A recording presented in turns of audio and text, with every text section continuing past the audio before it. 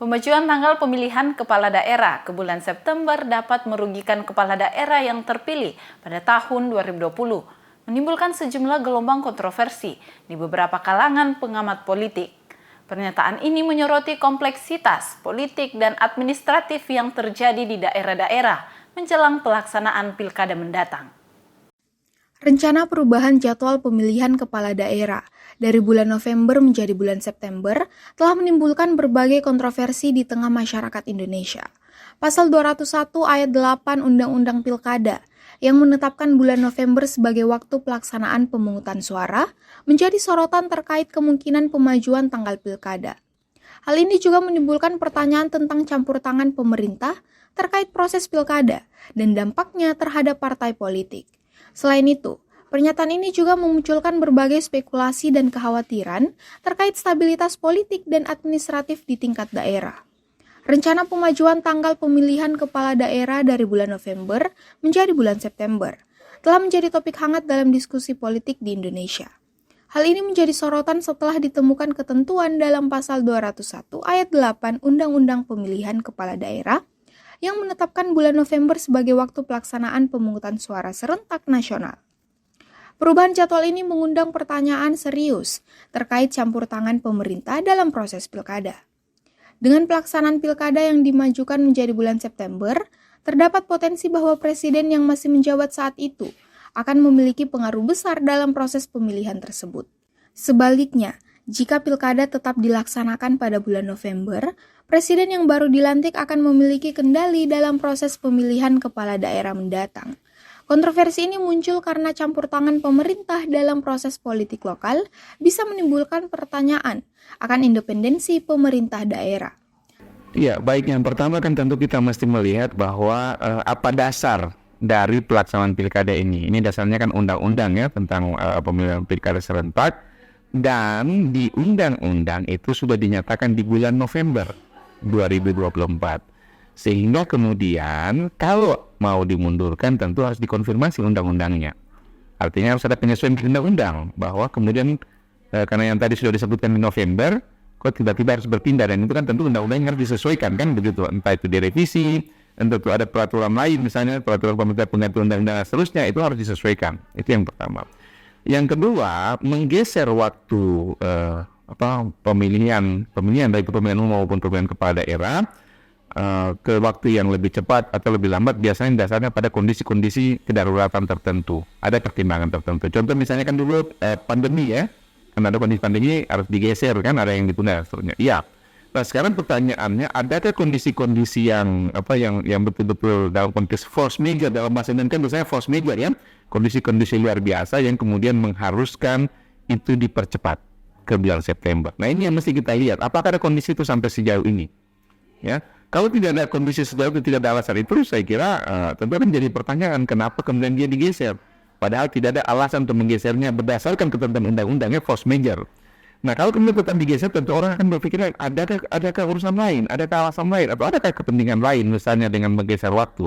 Karena ini hanya berapa bulan saja, dan sebulan ke 11 kan, hanya selesai 2 bulan saja. Itu kan tentu ya mungkin dalam kerangka tahapan ya lumayan ya 2 bulan, tapi kan itu tidak terlalu jauh waktunya. Dan ini mempercepat, bukan memperlambat ya, mempercepat.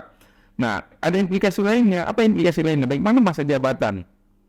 Ya, masa jabatan para para kepala daerah yang menjabat dan seterusnya, kemudian misalnya, dan kemudian bagaimana konsekuensi lainnya, ya saya juga cukup melihat, membaca bahwa memahami bahwa ada yang mengkait-kaitkan ini dengan sebelum presiden berhenti, itu kan gitu, sebelum masa jabatan presiden yang akan berhenti di bulan Oktober, ya.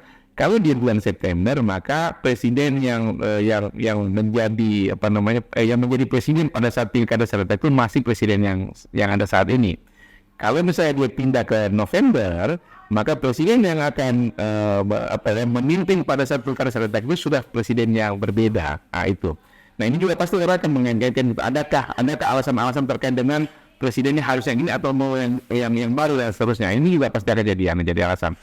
Tapi kembali kepada prinsip dasarnya bahwa karena pilkada ini ada diatur oleh undang-undang, maka kemudian tapi kita harus melihat undang-undangnya.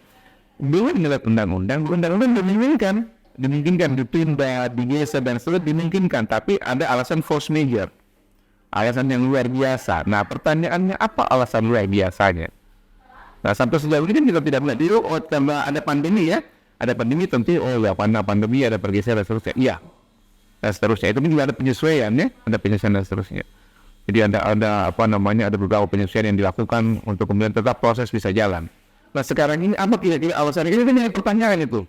Ya kita berdoa mudah-mudahan bangsa kita terbebas ya dari pengalaman yang seperti pandemi atau pandemi lagi begitu, mudah-mudahan nanti di sana tidak ada lagi sehingga kemudian tidak ada alasan begitu. Nah, kita apakah sekarang ini ada kondisi wabah seperti itu? Kan tidak ada. Apakah misalnya kita tidak meminta sekali lagi, tapi apakah kemudian ada kondisi yang luar biasa, misalnya ada bencana nasional yang kemudian membuat itu? Nah kan juga tidak ada.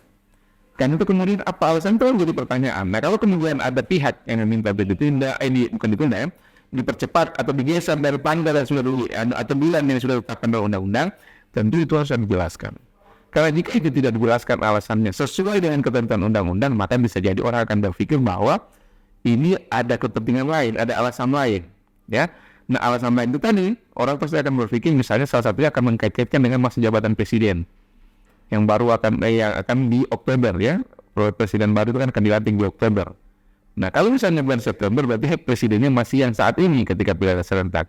Tapi kalau November presidennya bukan lagi yang saat ini pada saat pilkada serentak. Kalau ditanya emang ada kaitannya? Ada. Tentu saja ada kaitannya karena kan pilkada kan menghasilkan kepala-kepala daerah baik level provinsi, kabupaten, kota. Nah mereka ini kan ada orang-orang yang di front line yang paling bawah itu akan menjalankan kebijakan-kebijakan presiden kan. Mereka akan menjalankan kepada kebijakan presiden sebagai kepala daerah. Ya, kalau provinsi kan perpanjangan tangan pemerintah pusat, maka itu kan tentu akan mengkoordinir. Nah, di bawah kan tentu apa yang akan dilaksanakan oleh para bupati maupun wali kota misalnya, tentu kan harus mengacu juga pada kebijakan-kebijakan nasional, sehingga kemudian apa yang akan mereka lakukan tentu akan bergantung pada siapa presidennya misalnya. Nah, itu orang bisa mengaitkan seperti itu kalau tidak ada penjelasan. Misalnya itu salah satu yang bisa dikaitkan ya kalau tidak ada penjelasan bahwa kenapa dia harus dipercepat. Ada kondisi yang luar biasa yang menjadi harus dipercepat. Itu mungkin. Profesor Dr. Phil Sukri, SIP, MSI, selaku Dekan Visip Unhas, menjelaskan bahwa perubahan jadwal pilkada juga berpotensi untuk memberikan dampak yang signifikan terhadap partai politik. Partai politik yang belum memiliki kandidat atau belum siap dalam mengusung kepala daerah pada waktu yang telah ditetapkan akan dihadapkan pada tantangan besar. Di sisi lain, partai politik yang telah menyiapkan bakal calon atau melakukan persiapan untuk pilkada mendatang mungkin akan melihat perubahan jadwal ini dengan perspektif yang berbeda. Menyikapi dinamika ini, masyarakat dan pemangku kepentingan politik diharapkan untuk terlibat dalam diskusi terbuka dan konstruktif untuk mengevaluasi implikasi dari perubahan jadwal pilkada.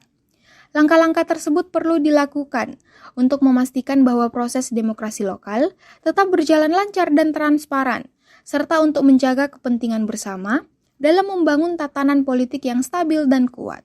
Feni Septiani Samuel, Nabil Tamam, Unhas TV.